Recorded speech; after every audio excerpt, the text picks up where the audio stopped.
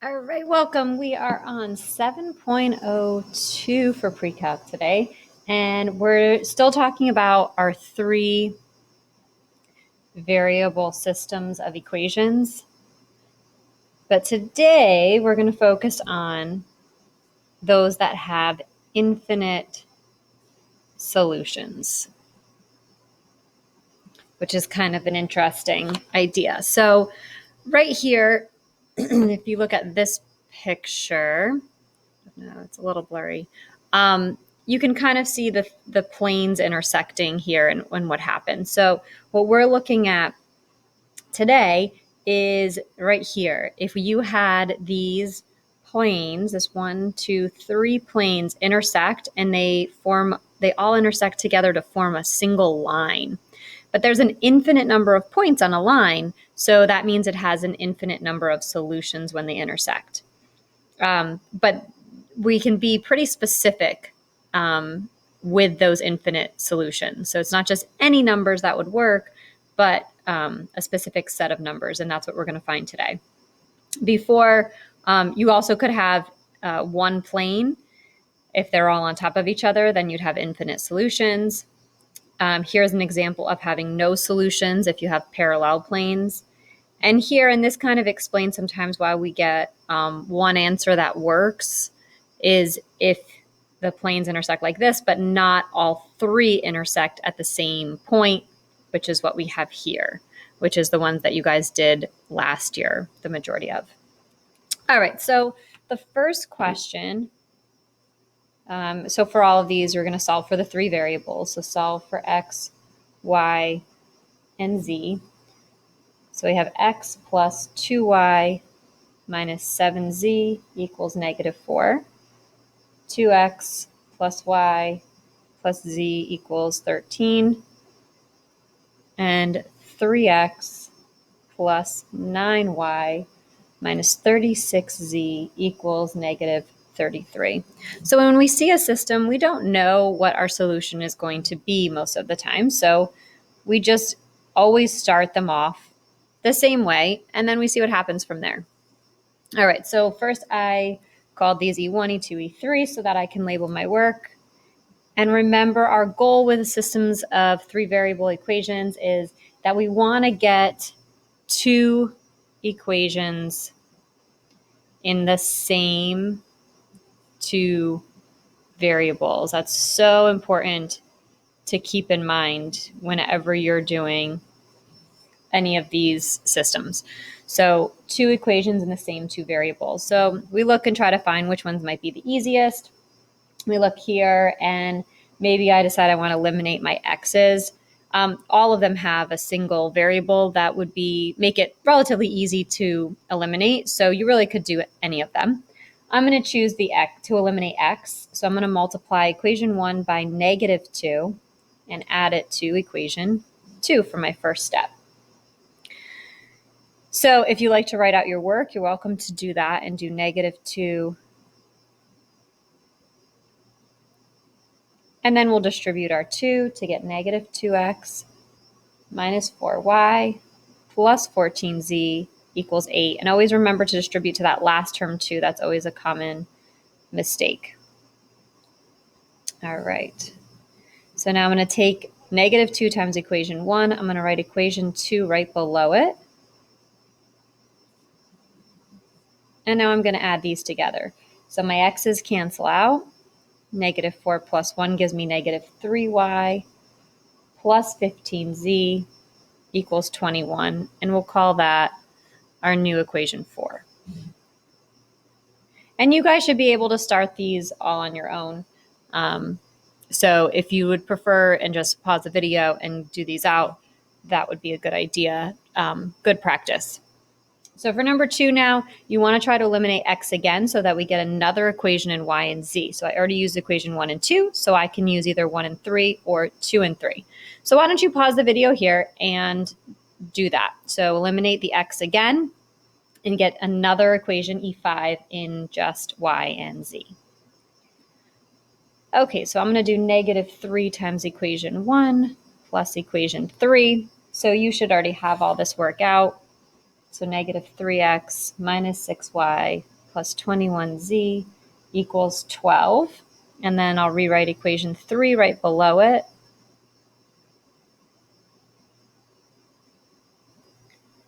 And then we're always adding those equations together. So our x's drop out. We get 3y minus 15z equals negative 21. Okay, so we've got two equations, both in the same two variables, so y and z. So we've got this one and this one. So now I want to try to eliminate either the y or the z. So maybe I look here and I say, oh, well, negative 3y, positive 3y. So those would drop out. So let's go ahead and just add equation 4 and equation 5 together. So I'll rewrite those.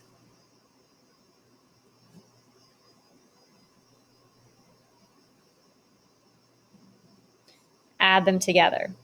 So those cancel, those cancel. Uh-oh, so we're left with 0 on that side. 21 minus 21 is 0. Oh, so all of our variables dropped out. Now, before our last class, we had this happen. We didn't end up with a true statement. Maybe we ended up with like 0 equals 5 or something like that. But now 0 equals 0, that's true. So when you have a true statement like this, we now know we have infinite solutions. But it's not quite that easy. So when it's inconsistent, you're done when you get to this point. With infinite solutions, we have to find a more specific answer. So what we're going to do next is we're going to be a little bit more specific in our answer. So we're going to let z equal a. And you can let any of the variables equal a. I'm just going to let z equal a here because I know I have a z in these two equations. So we'd have to let either y or z equal a. You wouldn't want to do x at this point.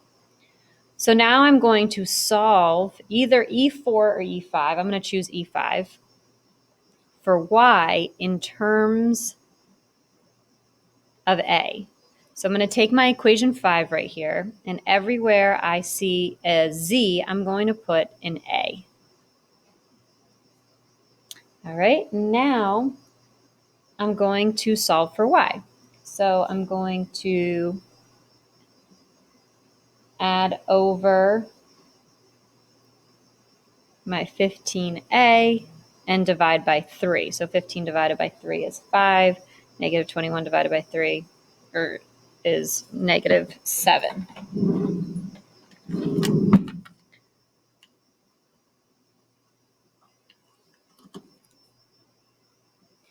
Okay, so now I know that y is equal to 5a minus 7. So now I have z is a, y is 5a minus 7, and then I need to find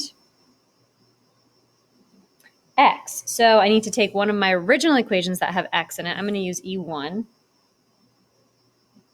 So I'm going to solve E1 for x in terms of a. Meaning now I'm going to put in a in for z, 5a minus 7 in for y, and then solve for x. So I've got x plus 2 times 5a minus 7 minus 7 times z, so I put an a in for z, equals negative 4.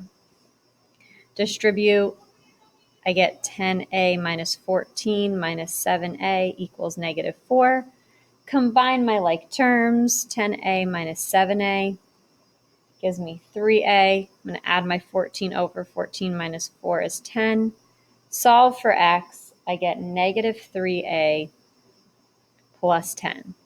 So here we have x, y, and z all in terms of a. So here z is a, and there's x and y. So as an ordered triple, for my solution, I'd have x, which is negative 3a plus 10, y, which is 5a minus 7, and z, which is a. So what this means is your solutions to this equation are all in this form, as long as a is an element of the real numbers. So what does that mean exactly? Well, if we wanted to check it, we would just choose any number for a that we wanted. So maybe I let a equal 1. So if I let a equal 1, then I would have negative 3 times 1. So that's negative 3 plus 10. So that would be 7. 5 times 1 is 5, minus 7 would be negative 2, and a is 1. So this would be like our check here. So now if I wanted to check, I can I'm not checking every answer, but I'm checking one specific out of our infinite number of solutions. So this is in the form of this right here. So if I chose 2, then that would be negative 6 plus 10. So that would be a 4 for my x. All right, so what we can do now is in your calculator, to do our check, I tend to use STO here. So I'm just going to do 7. I don't know if you can see the whole thing. I use STO, so 7 STO x, and then I'll do negative 2 STO alpha 1 for y, and then 1 STO alpha 2 for z. Now I'm just going to type in my 3 equations. So I would type in x plus 2. I know that looks like it might be a little blurry. 2y minus 7z. I hit enter. It gives me negative 4. That's good because I want x plus 2y minus 7z to give me negative 4. And then I type in the next one. 2x plus alpha 1 for y plus alpha 2 for z gives me 13. That's exactly what I want. And again, you always want to check all 3 because sometimes you could have 2 that check and 1 that doesn't.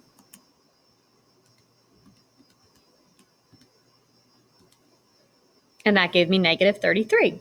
So all this point right here does check, but that's only one solution out of an infinite number of solutions. So what that means is we have an infinite number of solutions, but it's not just any order or triple that would work. It has to be in that specific form to work. All right, let's try another one. So again, solve for x, y, and z. This one's x plus y minus 3z equals negative 1. Y minus z equals 0. And negative x plus 2y equals 1. All right, so again, we always want to try to get 2 equations in the same 2 variables. So I'll call this my E1, E2, and E3. This one's a little bit different because I have 2 different equations that have only 2 variables, but they're not the same variables. So I need to get 2 equations in the same 2 variables. So I usually, when I have any equations that have just 2 variables, I use one of those. So I'm going to take the second equation, which is in y and z. And now I want to get another equation then in y and z. So this is one of my 2 equations in the same 2 variables. I need another. So that means I need to use equation 1 and 3 to get an equation in y and z. So that means I need to eliminate x if I want it to be in just y and z. So looking here at my E1 and E3, I have an x and a negative x. So all I need to do then is just add them together. So I'm going to add E1 and E3. So I'll write that all out. Minus 3z equals negative 1. Negative x plus 2y equals 1. So my x's cancel. I have 3y minus 3z equals 0. And now I'm looking at equation 4, which is in y and z, and equation 2, which is in y and z. So to eliminate one of those variables, I either need to multiply this equation by -3 to get the y's to drop out, or here -3. So that tells me something, but let's go ahead and do it. So let's multiply -3 times equation 2 plus equation 4. So pause the video here and see what happens. And then after that, try to do it on your own the way we did it on the last one. All right, so hopefully you did -3y plus 3z equals 0. And then we have 3y minus 3z equals 0. Always adding them together, we end up with 0 equals 0. That's true, and it means we have infinite solutions. But infinite solutions, not as easy as inconsistent. We actually have to find what the solutions will look like, the form that they'll be in. So to do that, now we're going to let z equal a again. So my two equations have a y and a z. So again, you could let y equal a or z equals a. I tend to do z if I have a z in my equation. So now I need to solve for y in terms of a and also for x. So I need to use either equation 2 or equation 4. I'll use equation 4 here. So solve E4 for y in terms of a. So everywhere I see a z, I'm going to replace it with an a. And then I'm going to solve for y. So 3y, add over my 3a, and divide by 3, and I get a. So now I know not only does z equal a, but y also equals a. So that just tells us that they're the same. And now I need to find x. So find x in terms of a. So where is there an equation that has an x in it? So not equation 2. I can use either equation 1 or equation 3. And it does not matter which one you use. So let's use equation 3. So I've got -x plus 2. I'm going to put an a in for my y equals 1. And I'm going to solve for x, divide everything by -1, and I get 2a minus 1.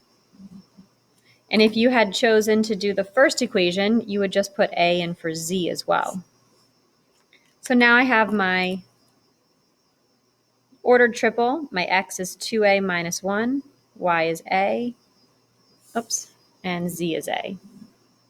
So all of my solutions are in this form. So why don't you guys now choose a number for a and sub it back into your equations and check it. All right, so maybe for your check, you let a equals 3, let's say. So then if I sub in a 3 here in for a, I would have 2 times 3 is 6 minus 1 is 5, 3, 3. And then I would sub in 5 in for x, 3 in for y, 3 in for z, and do it for all 3 of my equations.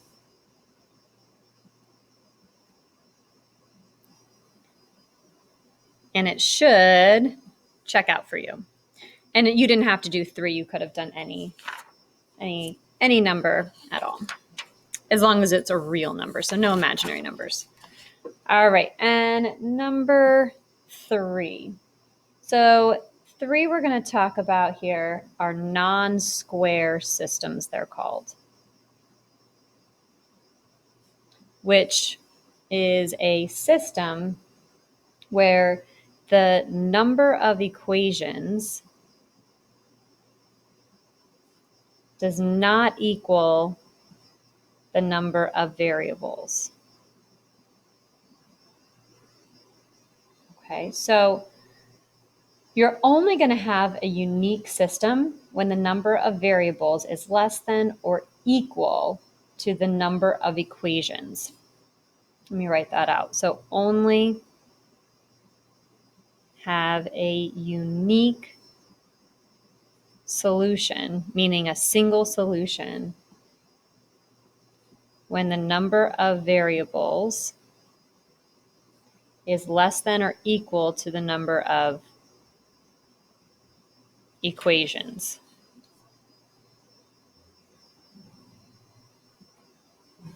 Okay, so our goal here is to get two variable equations, and I'm, in this case, going to try to get z to be one of the two variables. So I'll write this off here. So goal is to get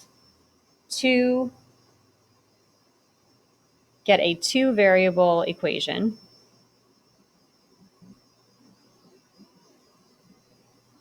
And with my directions, we're going to want z to be one of the variables. So once you do that, or to do that, you're going to eliminate the x or the y. And then you're going to go ahead and sub in your a in for z.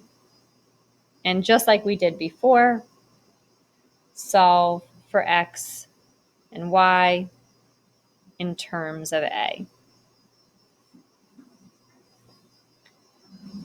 So these are actually maybe a little shorter than the ones before, because these ones, when you see it, let me write out the equation. So x minus 2y plus z equals 2, and 2x minus y minus z equals 1. I'll call that equation 1 and equation 2. So when you see this, we have three variables, but we have only two equations. So is our number of variables less than the number of equations? We have three variables and we have two equations. So it is not less, which means we're not going to have a single unique solution. So we know that we're going to have to solve in terms of a. So no unique solution. Therefore, you want to solve in terms of a. So it's almost actually a little easier knowing that you're going to end up with your answer in terms of a. Okay, so now we still do want to eliminate one of our variables. So I had said over here, let's eliminate x or y. So I'm going to eliminate the x. So I'm going to do -2 times equation 1 plus equation 2. Pause the video here and try to do that all on your own. All right, so that gives us -2x plus 4y minus 2z equals -4. And then equation 2, I'm going to write right below it. And just like always, I'm going to add them together. So 4 minus 1 is 3y minus 3z equals -3. So that's actually our equation 3 instead of equation 4 this time. So now I've eliminated x or y. So I eliminated x. I have an equation in two variables. One of my variables is a z. So now I'm going to go straight to subbing in a in for my z. And then I'm going to solve for y in terms of a. So 3y minus 3 times a equals -3. And now solve for y. So add over my 3a and divide by 3. And so now I have z is a and y is a minus 1. So now I just need to find x. So solve for x in terms of a. So which equation has an x in it? Well, either 1 or 2 does. So it doesn't matter which one you choose. I'm going to choose equation 1. So that's x minus 2y. So in for y, I'm going to put in my a minus 1. Make sure that goes in parentheses. Plus z, which is a, equals 2. And now we're just going to distribute and combine like terms and solve for a. Or solve for x, sorry.